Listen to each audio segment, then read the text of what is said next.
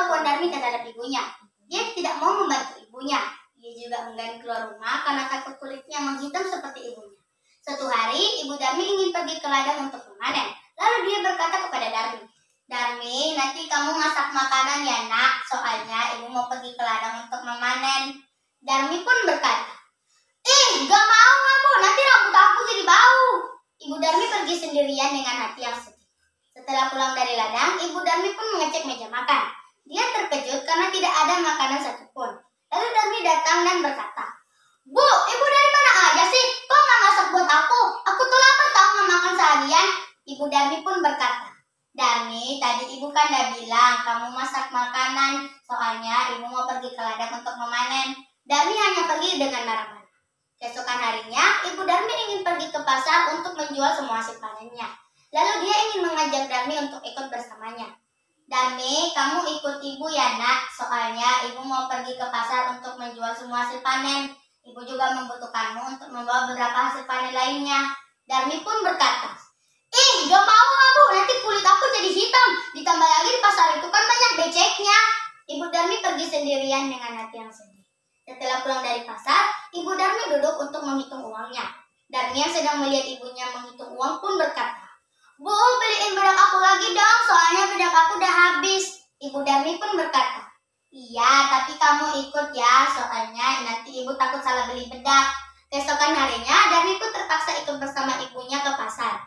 Saat di tengah perjalanan, Darmi berkata kepada ibunya, "Bu, ibu jalan di belakang aku aja ya." Ibu Darmi pun berkata, "Loh, emang kenapa Darmi?" Darmi pun berkata, "Udah, di belakang aja." Mereka pun melanjutkan perjalanannya. Saat di tengah perjalanan, Darmi bertemu dengan temannya. Lalu temannya pun berkata, Darmi, itu siapa yang di belakang kamu?"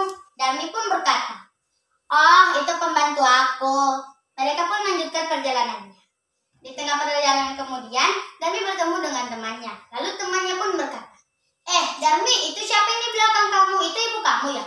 Darmi pun berkata, "Bukan, itu bukan ibu aku, itu pembantu aku."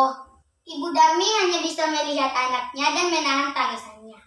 Setibanya di pasar, Darmi bertemu dengan temannya. Lalu temannya pun berkata, Darmi, itu siapa yang di belakang kamu? Itu ibu kamu ya?" Darmi pun berkata, "Bukan, itu bukan ibu aku, itu pembantu aku." Ibu Darmi pun berdoa di dalam hatinya, "Ya Tuhan, aku sudah tidak kuat lagi dengan perilaku anakku. Aku mohon, berikanlah dia pelajaran atas semua yang telah dilakukannya."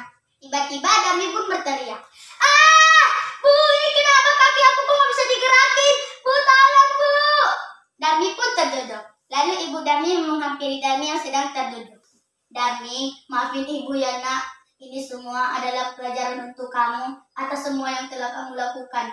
Darmi pun berkata, "Enggak Bu, aku janji Bu gak bakal gitu lagi Bu, maafin aku Bu." Ibu Darmi hanya bisa melihat anaknya menjadi batu. Warga yang melihatnya pun membawa Darmi pergi ke atas bukit batu dan meletakkannya di situ. Sampai sekarang batu itu masih ada dan batu itu dinamai batu menangis. Sekian dan terima kasih.